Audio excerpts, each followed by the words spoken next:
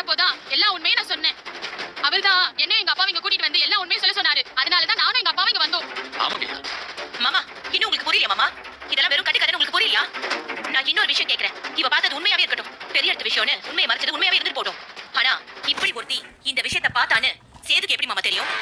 இதுக்கு முன்னாடி இந்த மாதிரி ஒரு விஷயம் இருக்குப்பா, நான் செய்யறேன்னு என்கிட்ட சொல்லிட்டு அதுக்கப்புறம் நீ செஞ்சிருக்கலாம்ல. போஸ் தான் மருந்து கொண்டு வந்து கொடுத்தாங்கறத நாங்க எல்லாரும் கண்ணால பார்த்து அவனுக்கு பணம் கொடுக்கணும்னு என்னைக்கோ முடிவெடுத்தாச்சு. அப்படி இருக்கிறப்ப இப்படி கடைசி நிமிஷத்துல வந்து பழிய சுமத்தி அதை நிப்பாட்டுன்னு சொல்றது தப்புப்பா. மாமா மண்ணு கொட்டிருச்சு மாமா. உங்க கண்ணு முன்னாடி இப்படி எல்லாம் நடக்குதே மாமா. பாத்தீங்களா? ஐயோ சரி எங்க மேல மண்ணு கொட்டி வச்சு கொலை பண்ண பாக்குறாங்க. ஐயோ கண்ணெல்லாம் சொருகுதே, என் கண்ணெல்லாம் சொருகுதே, என்னால முடியல. என்னமோ பண்ணுது பேப்பா, உடனே ஒரு மாதிரி வலிக்குது பேப்பா, ப்ளீஸ் பேப்பா, ஏதாவது சொல்லு பேப்பா, ப்ளீஸ் பேப்பா. ஒரு நிமிஷம்ப்பா. இது பாரு போஸ், வைத்தியர் இந்த நிமிஷமே மாத்து மருந்து கையில வச்சிருக்காரு. நீ மட்டும் உண்மையை ஒத்துக்கிட்டா நான் அந்த மாத்து மருந்து கொடுக்க சொல்லி சம்மதிப்பேன்.